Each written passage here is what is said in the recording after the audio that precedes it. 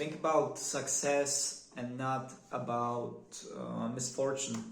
It's a concept I've read about in the book The Magic of Thinking Big by David Schwartz. So you could actually classify this episode as part of some kind of series about thinking big, about thinking differently.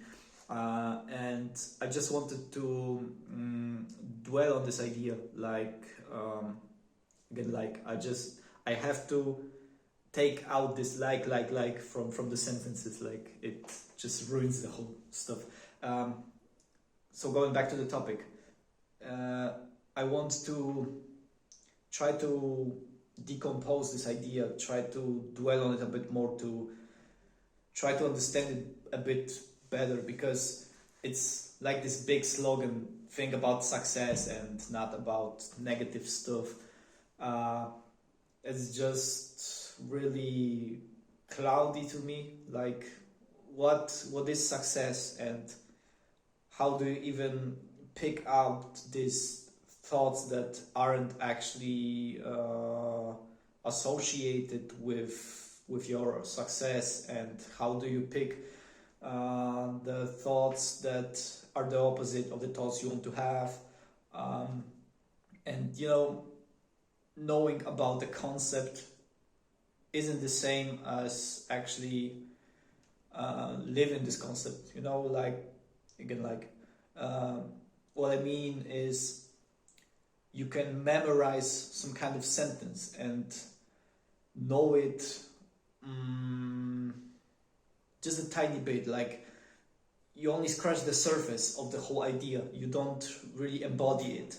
So you can have the sentence, you can have a vague idea about it, you can talk about with other people, bring it up in conversations, but it isn't something that is part of you actually. And so I just wanted to try to understand it a bit more. So what is success?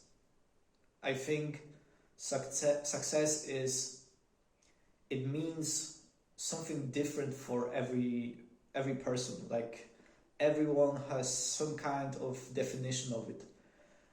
And for one person, it might be having a lot of money. So I don't know, maybe a success for someone would be to have, 1 million. For somebody else, it would be a lesser sum, 100,000 or something like this. A happy family can be a success for someone. Some kind of achievements when it comes to your career life. Maybe having something, having a car you've been dreaming about since you were a child. So success can be something really different, and it doesn't have to be something material. So success can be a feeling of freedom, maybe a feeling of accomplishment, a feeling of being responsible for someone. Yes, responsibility is really important for every person. You have to bear your cross. It's something that gives us meaning actually. So thinking about success would be thinking about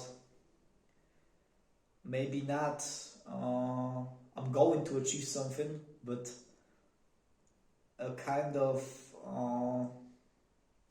feeling that you actually already have it, maybe. Because if you think that you want to have something, it's still not actually 100% a positive thought. It's not a positive feeling, because you're in pursuit of something, and it means that you still don't have it. So it actually gives you some kind of stress, I think. So thinking about success, having positive thoughts, maybe just separating your thoughts. Like, I think it's not so easy. Like, it's more of a gray scale rather than black and white, but having more of this positive kind of thoughts, and actually replacing the negative ones. Like, that's something I'm talking all the time about. So thinking about success is having these positive thoughts, but also having a some kind of drive. Like, you take action. Like, again, like, you take action. You're an active person. You're not static. You're always on the move. You're always on the move, and you achieve things. You don't waste time. You're like an arrow. You're always on the move in a specific direction. I think that's a trait that successful people have. They spend their free time the same way. They work a lot, but they also work smart and with some kind of bigger vision on the horizon. So thinking long term would also be connected to thinking about success, actually. What else? But also, it shouldn't mean that you're like that you're like a super optimist. You have to have a balance here, I think. So yes, optimistic, but also with this kind of thought in the back of your head that you have to be connected to the real world as well. Like you have to be connected to the real world as well, and you have to be optimistic. So have a bigger vision, have some kind of inner world that's bigger than you, that's bigger than the circumstances you're in now, and that's bigger than the person you are now. But also you have the consciousness that it all requires these small kind of tedious pieces of work that you have to achieve, that you have to accomplish every day. So it's a balance here, I think. I think it's, even though it sounds like a simple idea for someone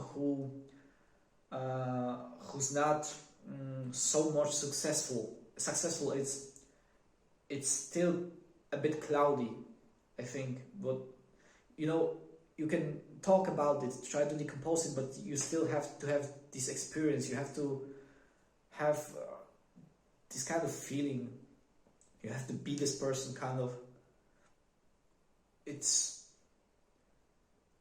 I will need a lot more time to actually understand it on such a level that it becomes a part of me. So again, it's a process, and I would like to say that it will be tedious, but thinking this way of something actually kind of not stops us from achieving it, but I think it slows down the process.